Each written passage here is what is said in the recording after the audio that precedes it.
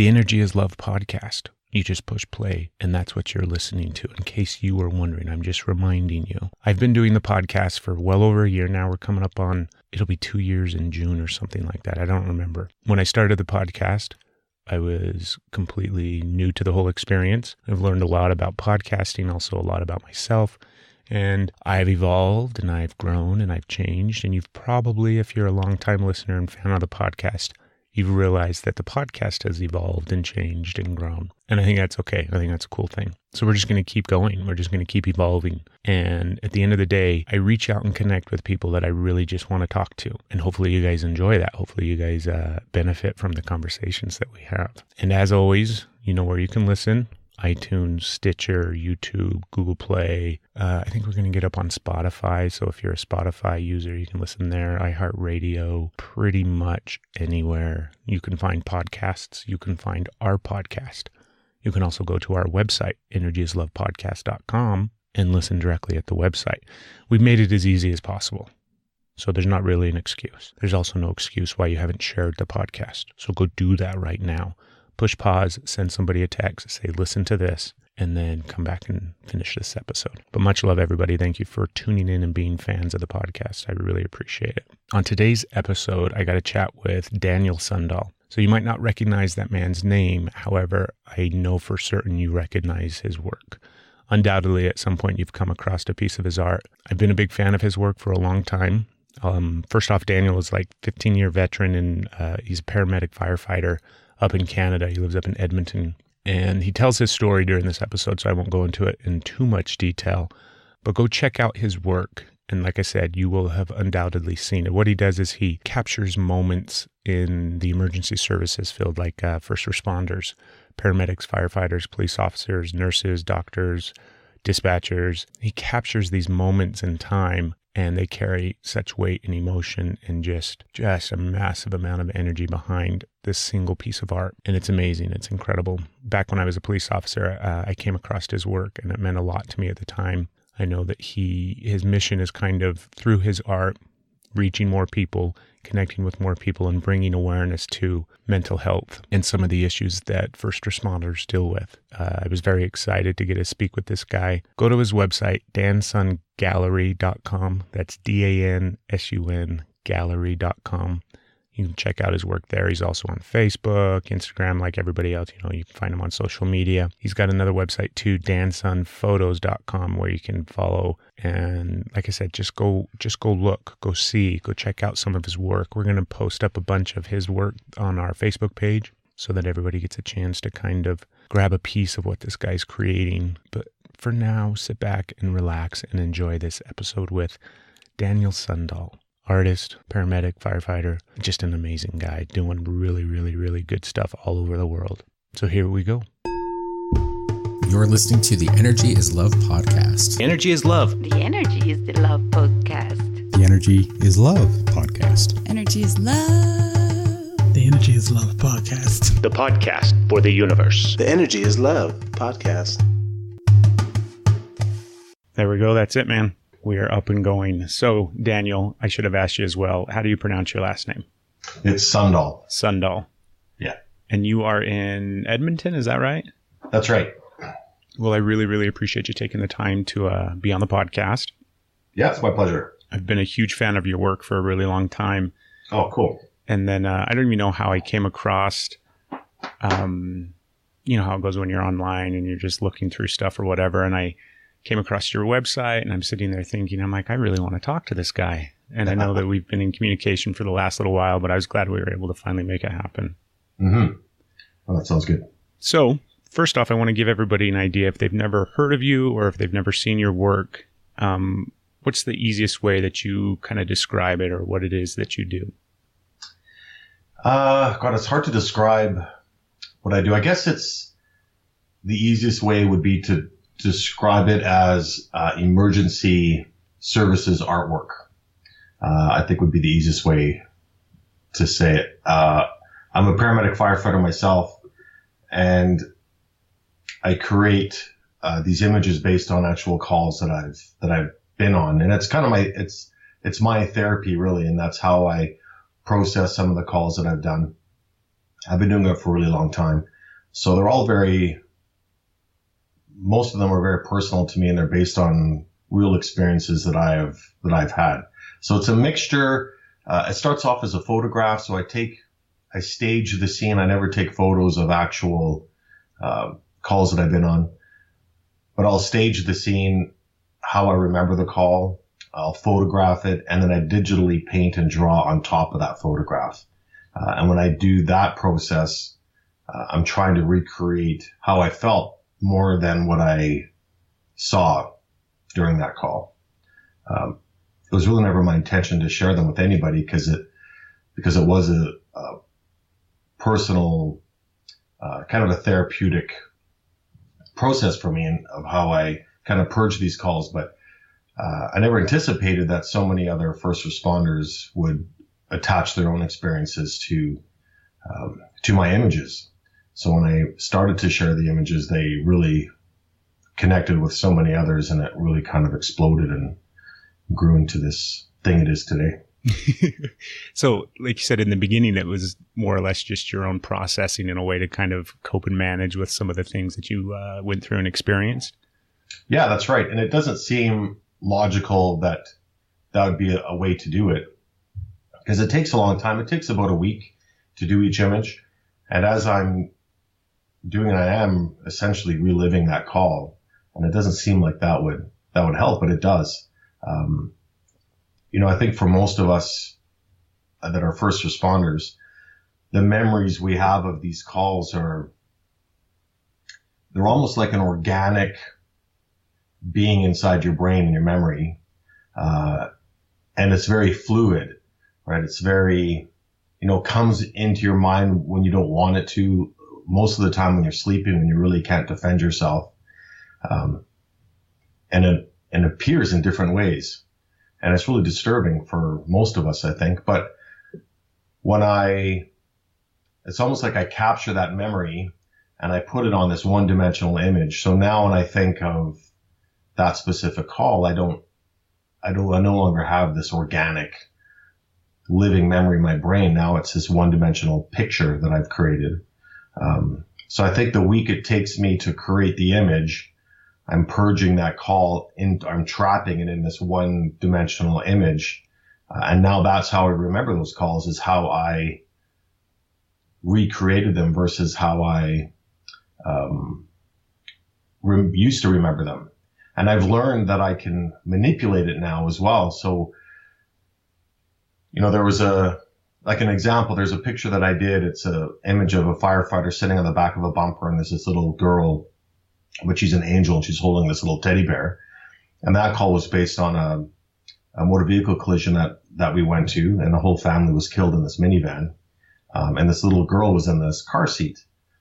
And in the ditch was this teddy bear that had blood on it. And I assumed that she was holding this little teddy bear at the time, and the car seat was crushed. And it was a really disturbing memory for me. And, we see a lot of trauma and a lot of car accidents. And, it wasn't so much that, but what bothered me about that call was this little girl was just sitting in her car with her family, playing with her bear. And then all of a sudden her whole family's wiped out. And that's what kind of disturbed me, is that this poor little girl's entire family's wiped out. She had no idea. And she's holding this little bear. So the image shows the paramedic, firefighter, essentially me in the back, holding this bloody teddy bear. But right beside me is this little angel girl who is holding her teddy bear as well. So now I no longer think of that call. My memory of that call isn't of this crushed little girl in a car seat. It's of this little girl as an angel now still holding her teddy bear. So it's no longer, I don't want to say it's not a negative memory, but I've manipulated my memory through my artwork. And now when I think of that call, I think of that image, which is a lot nicer for me to think of that little girl in a better place, and she still has her little teddy bear with her. Yeah. So yeah, I've learned that I can manipulate my memories that way, so that I remember these calls in a different way. And that's been hugely helpful for me, and apparently for other people as well. Do you find that it's like in that, in the process of the time that it takes to create each image and go through each shot? Because I'm thinking about it, and I'm like, I understand how it's the kind of a therapeutic healing process for you during that time period, but is there also like chunks when you're in the middle of trying to, set up the shot, or you're working on it afterwards and adding everything to it, that it's incredible? Like, I can't even imagine how difficult it would be to kind of go back into that space and relive it. And I completely appreciate what you're saying, how you can kind of manipulate it in a sense and heal some of that trauma. But at the same time, like, how hard is it to go back? Because there's some things that you just don't want to, bring forth back up into your memory and relive in a sense. Yeah, I know. And that's why it doesn't seem like it would help. And it is difficult, but I don't think it's very helpful to suppress those memories either. And I think that's why it is therapeutic for me, is because I face it. I put it head on. And a lot of times, I don't put myself in the images. I always, ask my coworkers, or when I travel, other paramedics and firefighters to be in those images. And it's a very emotional experience for all of us. Most of the time, if I get someone else to help me stage it, I try to put them in that space. So I get them to remember a call. It is very emotional. So it's emotional when we set it up. It's emotional when I photograph it, and it's emotional when I create it over the week. And I think that emotion really comes out in the end product. A lot of times people tell me that there's so much emotion in my artwork, and there's a lot of feeling in it. And I think that's why, because there is a lot of emotion involved in creating the images. A lot of times more emotion than the actual call. When the actual call happens, the training takes over, and we don't really, we can't be that emotional when we're doing the call. Otherwise we wouldn't be able to do it. Yeah. The emotion comes afterwards. And I think that's why it's maybe therapeutic for me, because I kind of force myself to really face those emotions and deal with them. All right. So it's, it is very emotional to do. That makes total sense. Do you have like a background in photography or anything like that? Or was it more or less just kind of a hobby that you were able to turn into this amazing thing? It was just a hobby. I kind of did the same style with, landscaping, landscapes and pictures of my dog, stuff that no one really cared about, that I thought looked pretty cool. And then I decided one day to kind of add that or apply it to my career. And that's when things kind of took off. You said you've got like 15 years in as a paramedic firefighter, right? That's right. What did you do before that? Before that, I was an English teacher. I traveled around the world teaching English.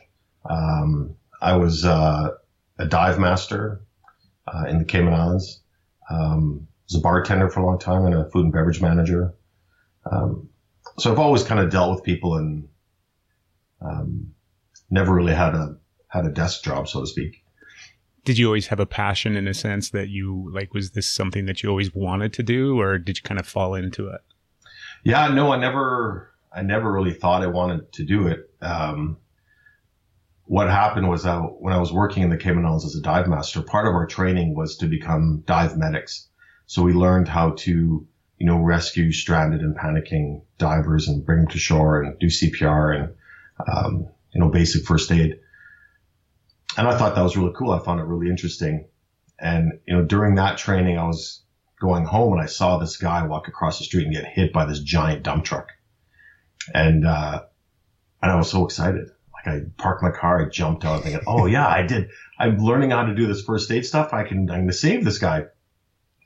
So I jumped up to him. He was folded in half. His feet were by his face, and I had no idea what to do. He was gurgling, and I'm like, I didn't know what to do. The paramedics came, unfolded him, put him in the ambulance, and took off. But I was just so excited about it. It was weird. So I told my brother about it, and he goes, Dan, you should become a paramedic. If you get that excited when you see something like that, where most people are horrified, and you just want to run up there, that's what paramedics do. And that's where I kind of got the idea to do that. I didn't actually become a paramedic till quite a time, many years later, but that's when the first idea came into my head that maybe that's something I could do. Yeah. I'll give you a little bit of kind of a little bit of background about myself, just in the context so that we, you understand where I'm coming from. And Sure. I used to be a police officer. I was in law enforcement for about 8 years.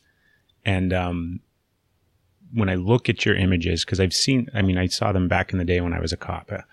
And like you said earlier, they carry so much emotion behind it, because not every shot that you take or every situation I can, necessarily relate to, in a sense that I experienced that exact same thing, but just the overall feeling that is associated with your images and with your shots and things like that.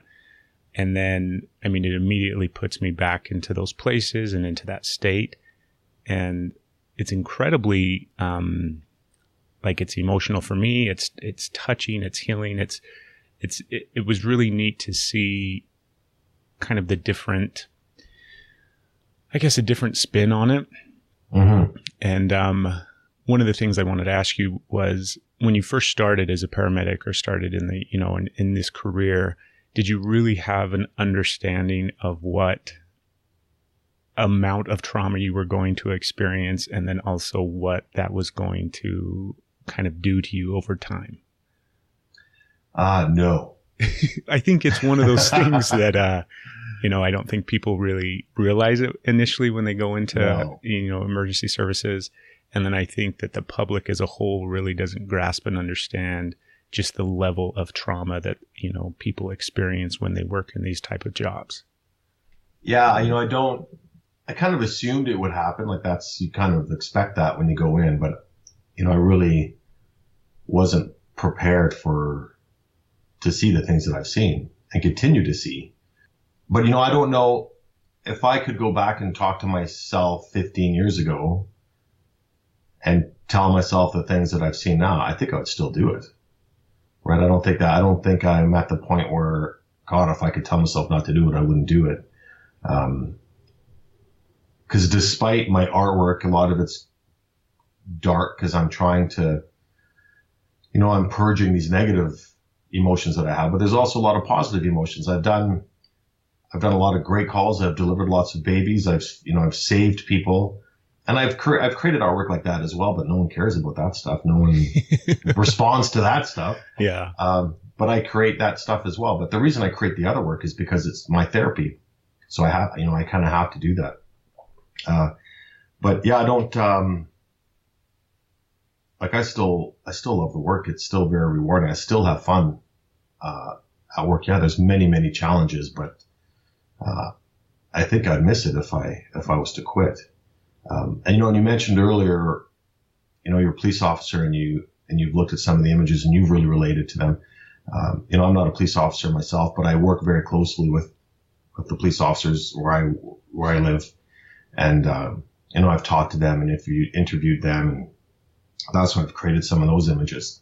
I'm always worried when I create this artwork that it's going to have a negative effect on people, like it's going to trigger people, or it's going to, put them over the edge. So I'm always worried about that.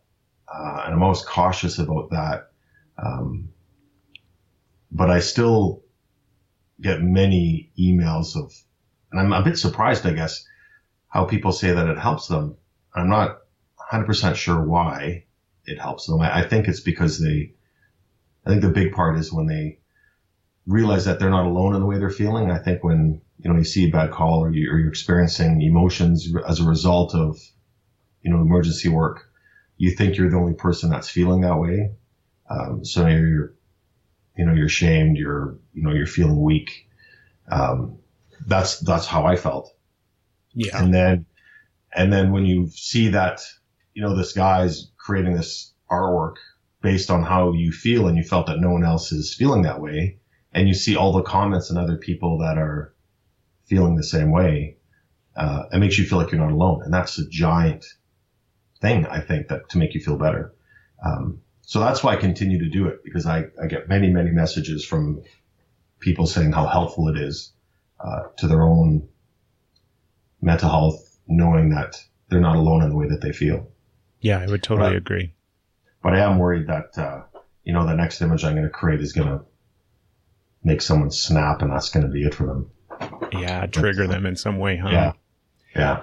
You also have, if I'm not mistaken, you have like you've traveled all over the world and you've worked with agencies and people in different countries and all over the place, right? That's right. Is it was that surprising to you to see as well how common things are as far as the way that people resonate and connect and kind of cope and deal with some of the traumas and the stresses associated with the job?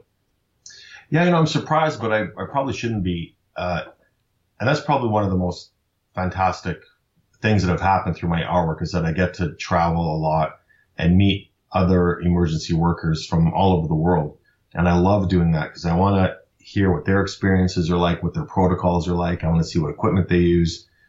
And yeah, sometimes it's different, but overwhelmingly it's similar. Paramedic in Poland has the same issues and complaints as a paramedic in London, England. As a paramedic does in Canada, as a paramedic does in the States. We all experience the same, similar calls. People get sick the same way all over the world. And I think it's, we are this giant community. We're all very similar, but we have our differences. But we all, I'm also a firefighter, and, 200 years of firefighting, we've built this brotherhood of firefighting, which is a very strong tradition.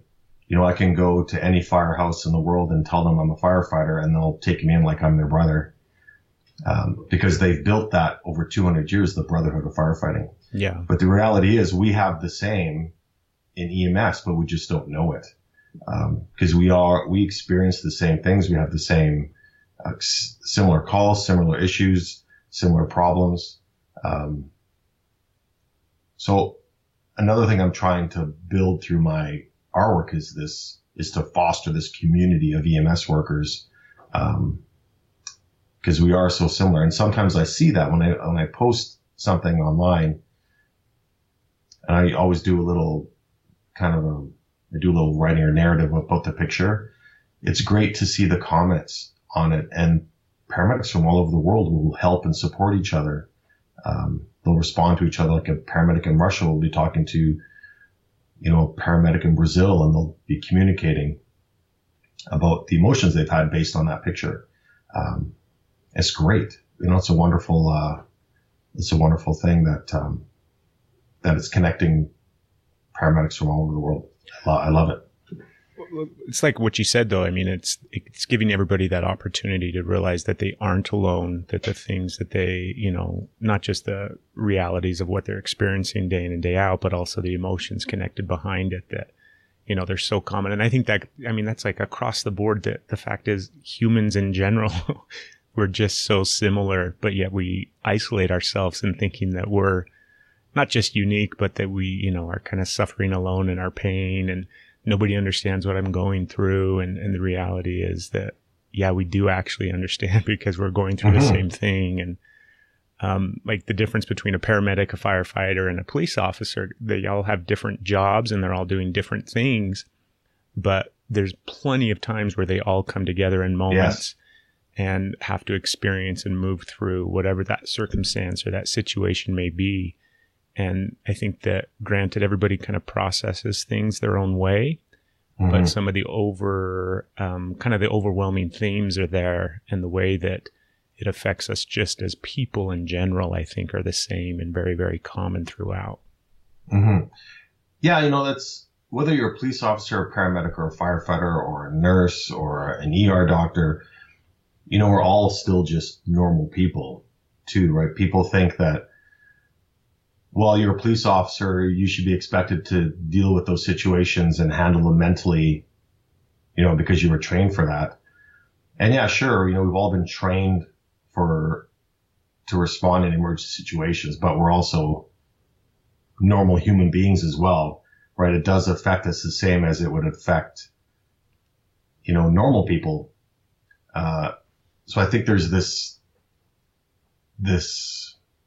I don't know if I want to say stigma, but there's stigma that, we're these strong, infallible people that can handle anything that can come our way. And I think that people should believe that, because if they're going to call a police officer, they want to know that guy's going to come and do his job and protect them. And the same thing as a paramedic or a firefighter. They want to know that when they call, we're going to go and help. And I think the majority of the time that's what we do, and we're good at it. But I don't know if people realize the mental effect it has on us after. And I think that's why I was also really scared to share my images at first. The first ones that I didn't share for a long time. I was worried about what other paramedics and other firefighters and the public were going to think of me showing a paramedic in the back of an ambulance after a failed resuscitation, and he's upset. He's got his gloved hands on his head, and God, no one does that. So I thought when I shared that, people were just going to rip into me for showing a weak side of our profession. But once I did decide to share it, and the only reason I decided to share it, because I just thought it was a cool looking picture. I never intended on letting anyone see it, but it just was a cool looking picture. It looked like a cartoon. I just thought graphically it looked pretty cool. So when I did decide to share it, that's when things really kind of exploded and so many other people connected. It was the exact opposite of what I thought was going to happen, which was wonderful. I'm curious, because you're up there in Canada. You talked about how, granted, people in emergency services have training to deal with the type of situations that they're faced with each day. But from my own personal experience and, what I saw and the training that I went through and the people that I associated with in the different agencies and things like that, there wasn't much training on how to deal with the effects of what you would experience and go through. And so I'm curious as if it's, maybe it's different experience for you, or that you've had some other connections with other people. But I think that from what I can see and from what I gather, and, like I said, my own personal experience, yes, they train people to handle the situation at hand and what they have to do and how to do it safely and how to, help people and everything like that. But then there's nothing to really follow up after the fact with, this is what you have to do in the moment, but then you're going to have all these ramifications because of it. And this is how you can manage, cope, process, all those type of things. That side of it, I think, is really, really lacking. So I wanted to get your take on that. Yeah. It's a lot better than it was. When I first started, it was, probably literally a 5-minute thing of, this is what PTSD is and this is what can happen. That was it. I think now it's a lot better. There's some courses that are out there, based on resiliency and recovery. And, it's a lot more, people a lot more aware of it. So I think it is getting better. But you're right. It's severely lacking. Do you know who Paul Combs is? Paul Combs? Yeah. No. He's a lieutenant firefighter, and he's an artist as well. And he does these caricatures, and he talks about a lot of the similar things that I do, but he does them in kind of these cartoons. It's really good. You should look him up. He'd be a great guy to have on your show too. But he recently did a picture of these firefighters holding. In the old days they used to have those big kind of, they weren't trampolines, but those big things that people would jump out and they would catch them, like those big round things. Yeah. So it was a cartoon of that. And all these firefighters are around, but it wasn't, the thing wasn't whole. It was like a donut. And around the outside it said, support and suicide prevention and, PTSD support. And it was all the things that we try to do. But there's this giant hole in the middle, and this guy jumped, and the paramedic is like lying on the floor, which is a great illustration of, we're not doing enough. We think we're doing enough, and it is better. And we say that we're supportive. We say that, we want to do all these things, but the reality is that sometimes it's not that way, right? I think that a lot's being done when something happens, when shit hits the fan and, you've had that back call and now you're kind of messed up. There's a lot of support at that time. But I think more needs to be done to prevent those things from happening. More peer support things to kind of recognize, to have a guy on your team that can kind of recognize that somebody isn't acting normally like they usually do, and, be trained in the, signs of, mental health. And so they can see, hey, you're not can pull them aside and say, hey man, you're not acting normally. Like what's going on? Ever since we did this call, or a lot of times it's just not based on one call. It could just be an accumulation of stresses. It's like, hey man, are you okay? We've noticed that you're not doing this stuff, and kind of catch it that way before it's too late, before something happens. Or it's such a like an overwhelming problem when you think about it, because there's so many different aspects to it. Mm-hmm. Where, like you said, a lot of times if there's a big incident or something, then they do a really good job in the immediate of helping and providing services and being there for support.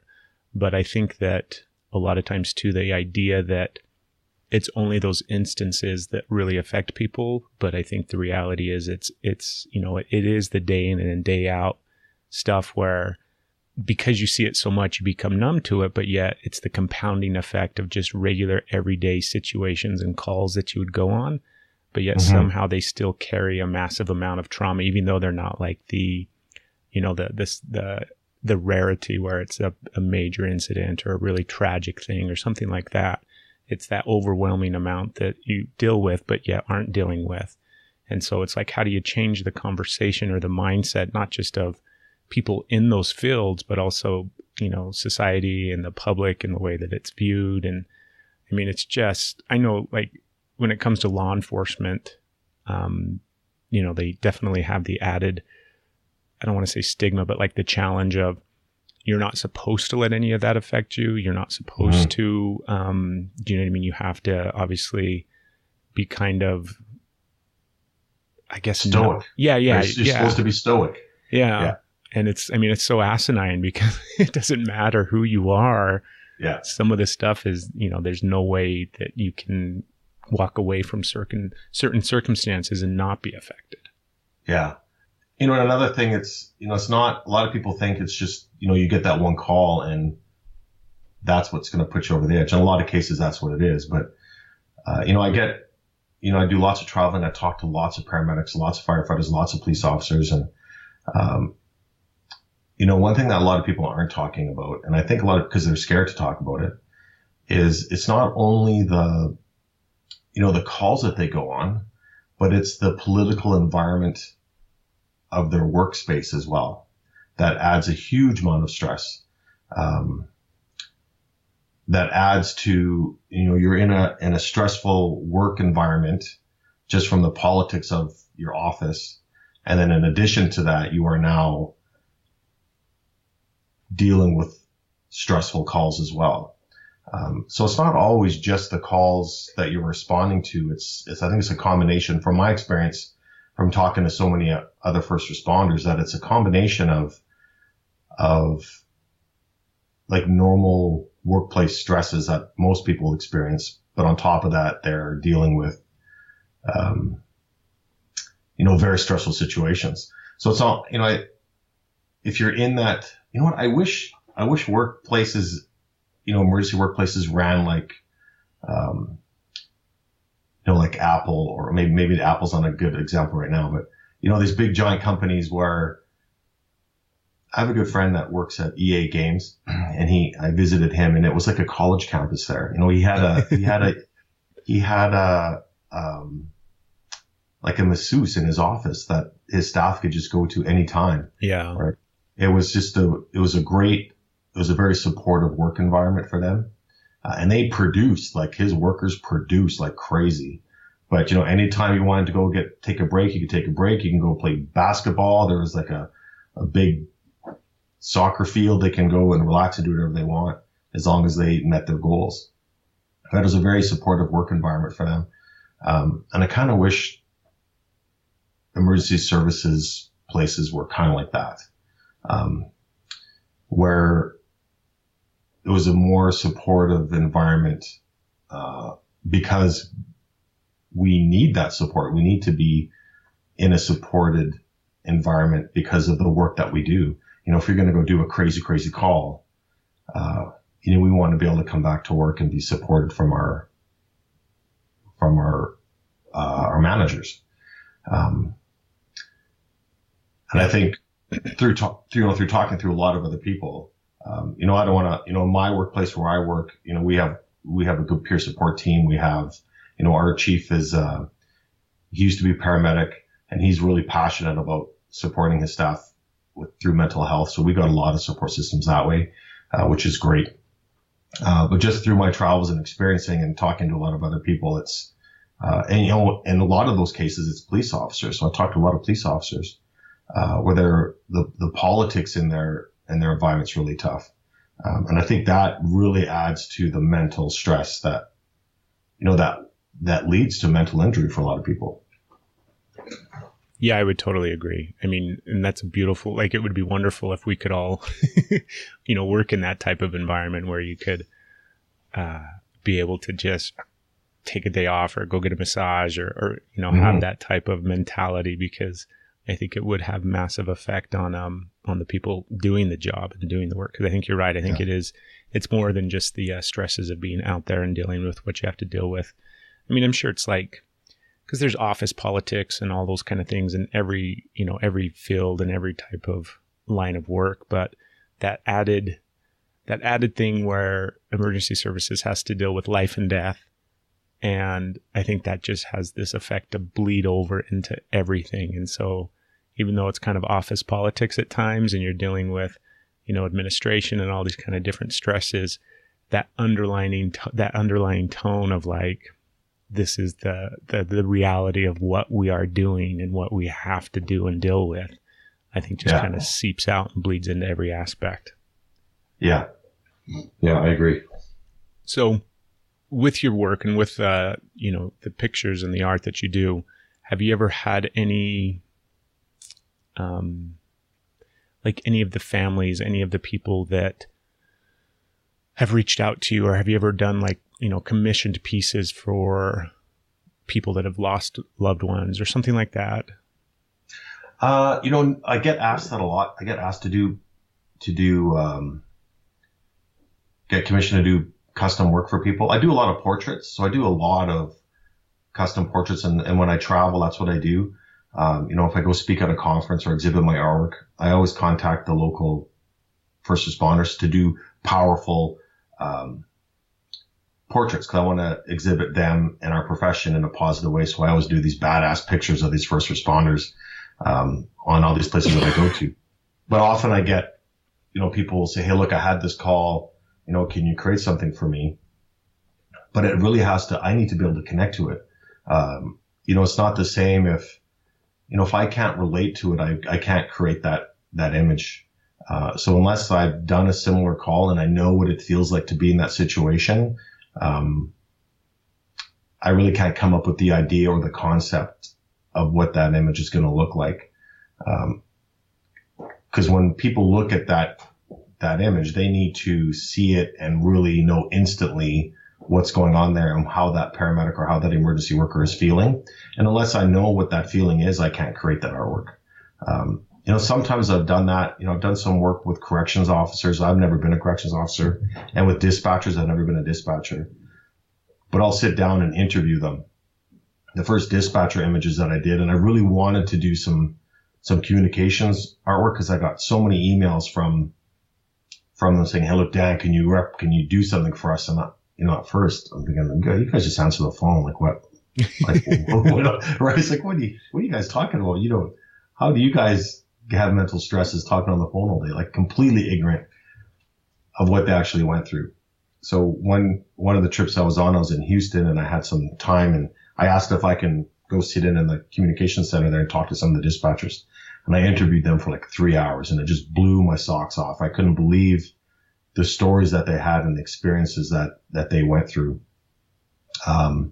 Things that, God, I couldn't imagine, hearing people get murdered on the phone and screaming for help while they're calling 911 and, just terrible things. So after this 3-hour period, they were crying and I'm crying and I'm like, all right, let's get some photos done. Right. And those are the first set of dispatcher images that I took. And then when I did those images, those exploded almost more than the paramedic and firefighter ones. Because so many other dispatchers really felt that they were recognized and that there is, they experience those problems too. Sometimes it's worse for them, which I didn't know. Yeah. So in that case, I can, right? In that case, if I sit down and interview them and really get inside their heads and kind of feel how they were feeling, then I can create the artwork for them. But a lot of times people will send me emails and say, look, I did this call. Can you create something? I'm like, no, I can't unless I sit down with you with a bottle of rum and we really talk about it and I really get inside your head, then sure I can. But, I can't just do it through an email or a story. That makes sense though. The whole dispatcher thing, my wife was a dispatcher for a long time, and there's an image of yours where it's a dispatcher sitting there like with her head in her hands, and she's surrounded by all of her screens and everything like that. Yeah, that's the dispatcher I interviewed in Houston. Really? Yeah. Like just that image alone carried so much because, I mean, I don't think people realize too that like they literally have like 4, 5, 6 different computer screens that they're sitting in front of, and I mean it was. Like you said, they go through the same amount of trauma, even though they're just sitting there on the phone talking to people and dealing with the situations kind of in a removed sense, but yet still so involved with it. And I mean, it's hard for me to express and put into words what looking at your pictures really not just does to me, but what the gravity that they have behind them, because I mean, they just carry so much. And I'm sure you hear that all the time, especially when you go and talk to these type of, the first responders and things like that, because it is hard to articulate and put into words, but yet you're able to do it in just kind of a snapshot in such a way that speaks so much to what these people have to deal with and what they do deal with all the time. Yeah.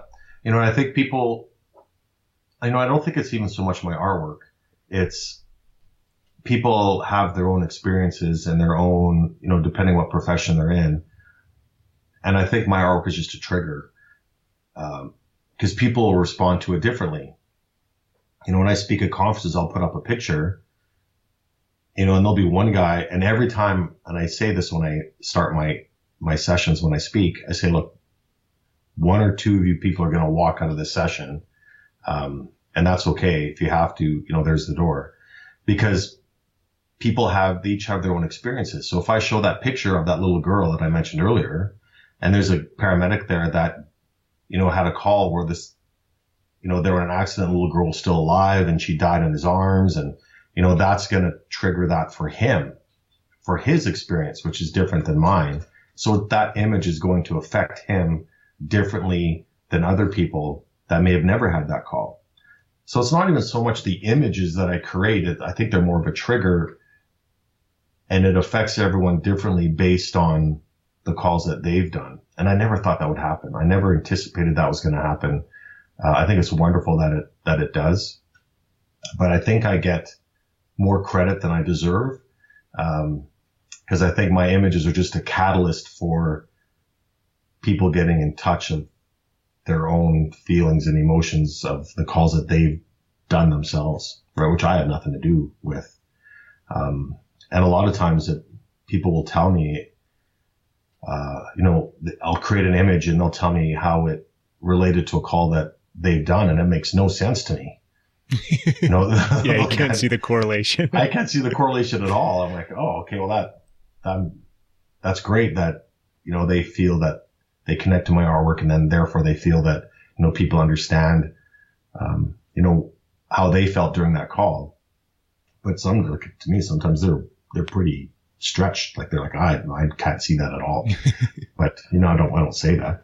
Yeah. But, and a lot of times I don't tell them my motivation for them, because I don't want to ruin that for them.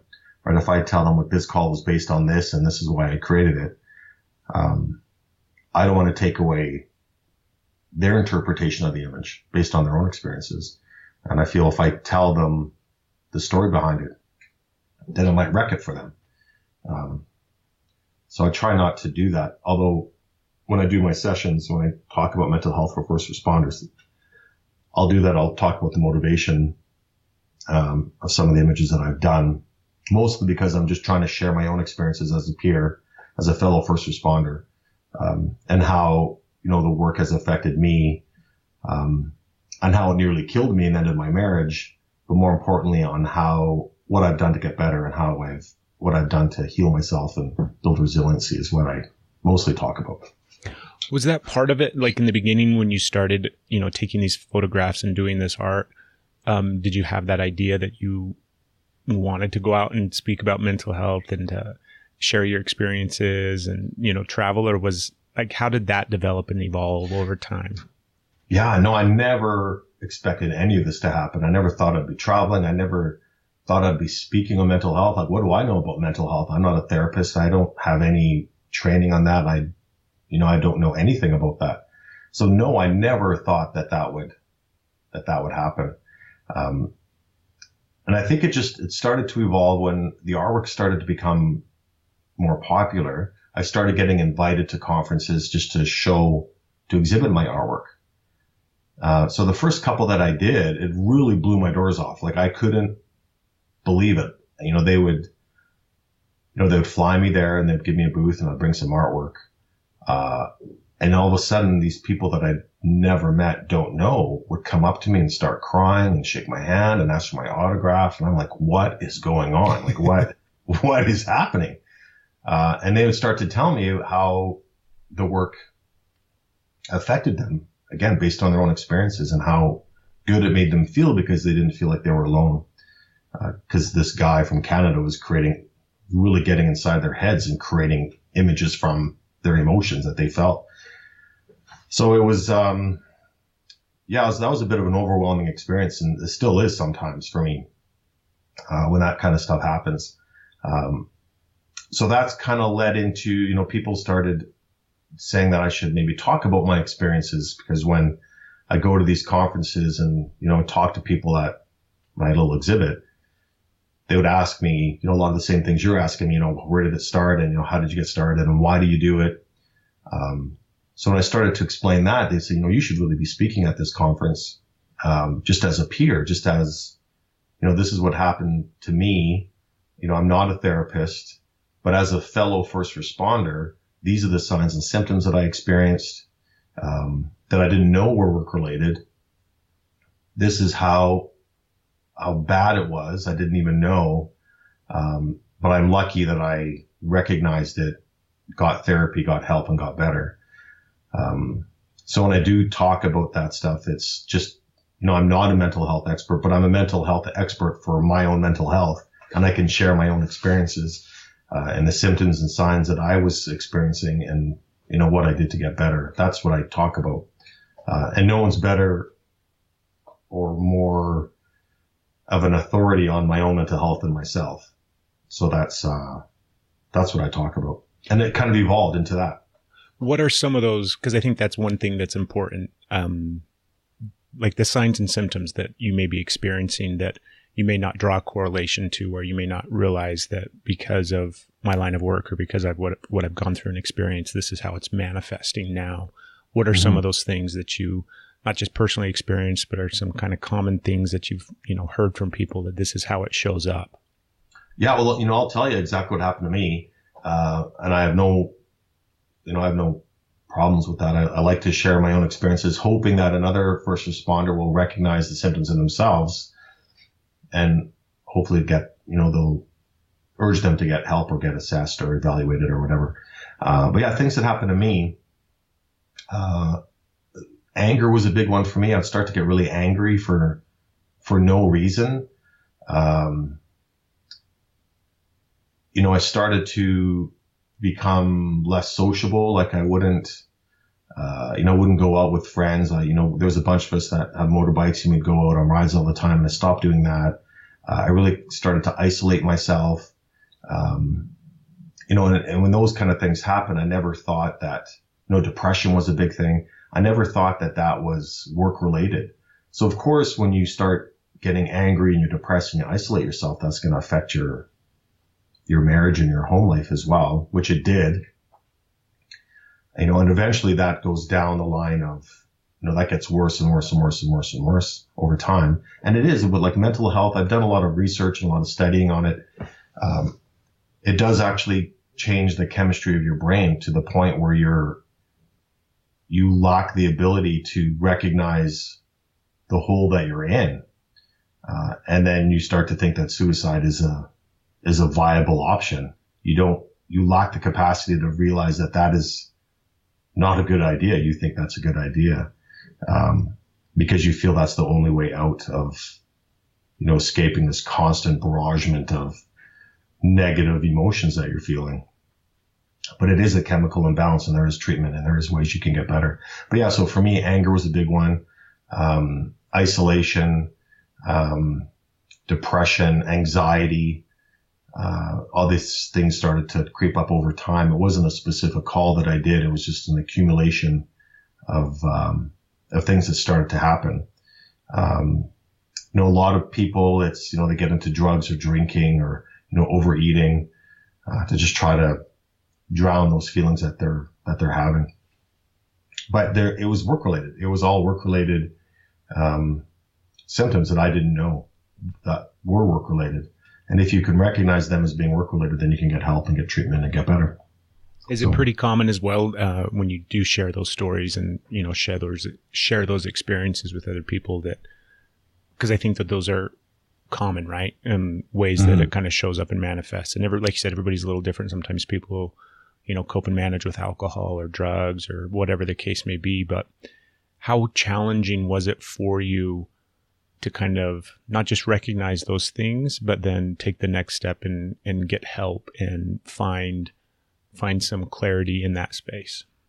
I didn't find the clarity myself. I didn't know myself. What happened is my platoon went to, it was a mandated attendance to hear a psychologist talk on mental health.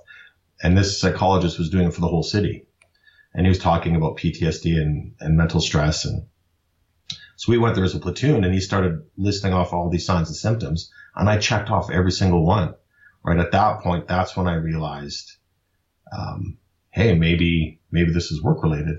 And also at that same time in Canada, I think there was 13 firefighters that had committed suicide in the last year, I think it was 13 firefighters in 12 weeks across Canada had committed suicide. Yeah, it was crazy. And, then we went and did this. I heard this psychologist talk, and I recognized a lot of the things that he was saying, were big. I checked off all of them, and I'm thinking, holy smokes. Another big thing is sleep disorders. And for me, that was a huge thing. I only slept 4 to 5 hours a night. I couldn't sleep more than that. Nightmares, and it was terrible. But I just thought I was, having a bad day but after I heard this guy talk and I recognized a lot of the symptoms that he was talking about, then I booked an appointment with a psychologist and got assessed. That's how things got turned around for me. And I think otherwise I never would have considered them being, work-related injuries or mental health, occupational stress injuries from work. I never really considered it to be that. But, I got the treatment that I needed, and I'm better. I don't think it ever goes away, but, I'm more aware of it now. I do a lot of things to build resiliency and against those types of things, and now I'm more aware. The scary thing is when you don't recognize it and you don't think. It is an injury that could be treated and healed. Yeah. Were you doing your art at the same time, or did that come kind of in conjunction with that recognition and getting some help? Yeah, it came after that. So, that was the first thing that happened. I heard the psychologist talk. I got assessed, and that's when I kind of started getting inside my own brain and thinking, yeah, this is a problem for me. And that's when I thought, I'm going to create artwork based on these calls that I've done, not with the intention of sharing it with anybody. I just thought that would be a good way to, and that's what the psychologist said. He says, Dan, you got to do some other things, like, try some artwork, or, take up the cello, or, do something different, do some exercise, take up yoga, do something other to, get a hobby or something. I said, well, I like doing photography. So that's when I kind of made the decision to do that. And, it just turned out that it was very cathartic for me to recreate these calls that I've been on, through artwork. And it's really helped me a lot. And that's when it started, at about that same time. And that's when it all took off. Have you ever had a call or a situation that you were unable to recreate, like you wanted to and you had the intention, but it was, too difficult, or basically like, you couldn't necessarily go back to that space long enough and be in there long enough in order to create something out of it? Have you ever had something like that? Yeah, I have a couple. Like the pediatrics are pretty tough. Yeah. So there's a couple of the pediatric calls that I want to process and create artwork for, but I'm not ready for that yet. And then I also want to do one on deliveries. Like, it's not always a negative thing. I've delivered I think 10 babies now, and it's great. And I want to do some artwork for that, but, I'm not quite sure how I'm going to visualize that one. I'm not sure, because it's the miracle of life, but it's a pretty messy procedure. Yeah, that's a hard one to recreate. That's a hard one. So I'm not sure how I'm going to, what's the best way to create that feeling. I'm still working on that one too, but it will happen eventually. What is, where do you see, like you said, this isn't necessarily what you thought it was going to be in the beginning when you started doing it. It's just as a way to kind of process and cope through some of these experiences. And now this is where you're at today.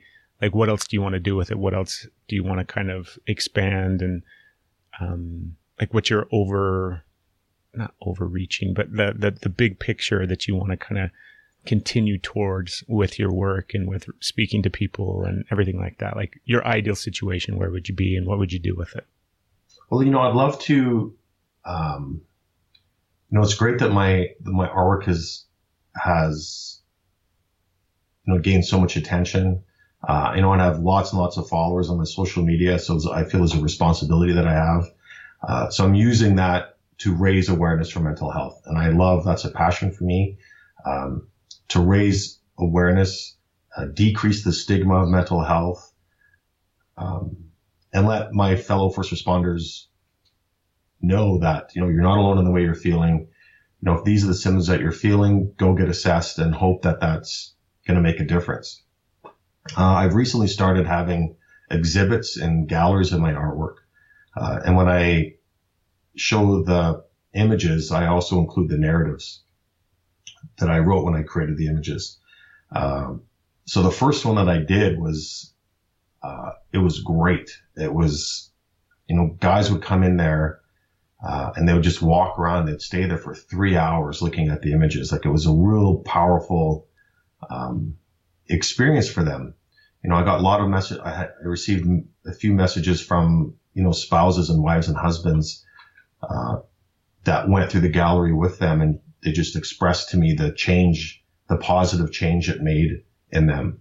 So I would love to, exhibit my artwork, in more galleries,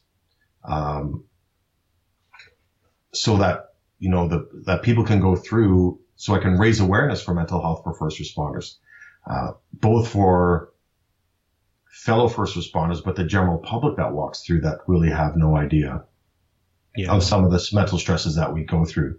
So it would be great if I can do that. I think I may be exhibiting, some work in Virginia Beach. I'm just kind of talking with someone right now about that, but I would love to be able to travel with my artwork and exhibit my work with the hopes of decreasing the stigma of mental health and raising awareness for mental health for first responders. I would love to do that.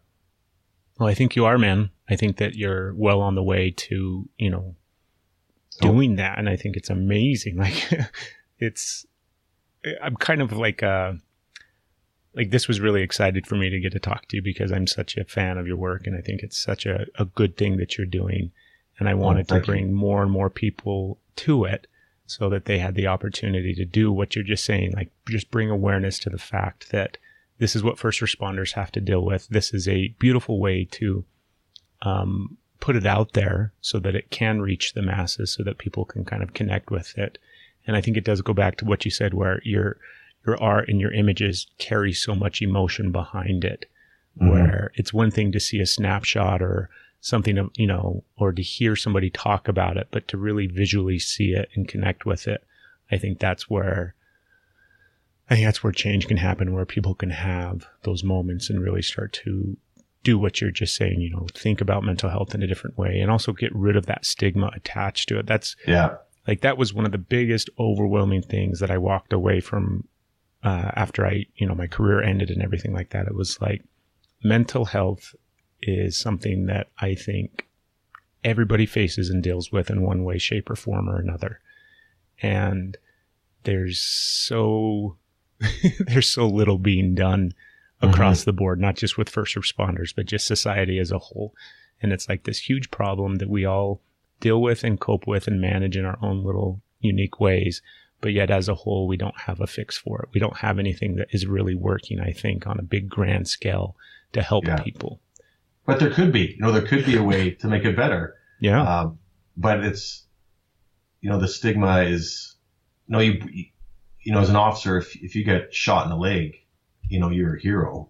But if you retire because of a mental illness, it's a negative stigma, right? It's the same thing. It's a work-related injury. Yet if it's a physical injury, it just seems to be way more socially acceptable than a mental injury. And the truth of the matter is the mental injuries statistically are killing so many first responders. It's scary. And the sad thing is that there is a better way. And I think the trend is getting better, but like you said, there's a long ways to go, toward that, to make it better. Well, it makes me happy that you're out there doing your part. I think that's really cool, man. It's very rewarding for me. And it keeps me motivated to keep doing it. And I still have a lot of calls and a lot of images I need to create. But when I get an email from people saying that my artwork saved their life, I'm at the point now where my artwork is more rewarding for me than even working on the ambulance, because I feel it's doing more good. I'm reaching more people and helping more people through my artwork than I am working on the ambulance or on the fire truck. Yeah. Which is huge for me. Again, I never thought that was going to happen, and it's been wonderful. Well, what's the best way for people to find your stuff and to follow you and everything like that? I'm on, I have a couple of websites. It's dansunphotos.com. It's a DANSUN photos.com, and then dansungallery.com. And then if you just search for Dansun on Google, you'll see my Facebook page come up. And that's kind of where I do most of sharing of my images through social media on my Instagram. So Dansun on Instagram and Twitter and Facebook. That's when I'll post, a new image and do the narrative. And when I do things like that on my social media, specifically on Facebook, it's like rolling a snowball down a hill. I'll post the image and then all the comments start coming. And it's like reading a book of how people respond and connect, and sometimes disagree, on it. So it's really interesting to read the comments when I post something on Facebook. It's quite an eye opener for me, but yeah, it's pretty easy to find me. Just search for Dansun on Facebook and I'll pop up all over, or on Dansun on Google or something. I'm pretty easy to find. Yeah. Well, good deal. Thank you so much. Like, I loved getting the chance to talk with you. I wish you the best of luck. Not that it doesn't sound like you need luck. It sounds like you're doing a great job and kicking ass. And like I said, it's been really nice being able to chat with you, man. Yeah, you too, Craig. Thanks. I really appreciate you reaching out. And everybody go out and have a beautiful, beautiful, wonderful day. Paramedic in Russia will be talking to, paramedic in Brazil, and they'll be communicating about the emotions they've had based on that picture. You're not alone in the way you're feeling. If these are the symptoms that you're feeling, go get assessed and hope that that's going to make a difference. It is very emotional. So it's emotional when we set it up. It's emotional when I photograph it, and it's emotional when I create it over the week. And I think that emotion really comes out in the end product.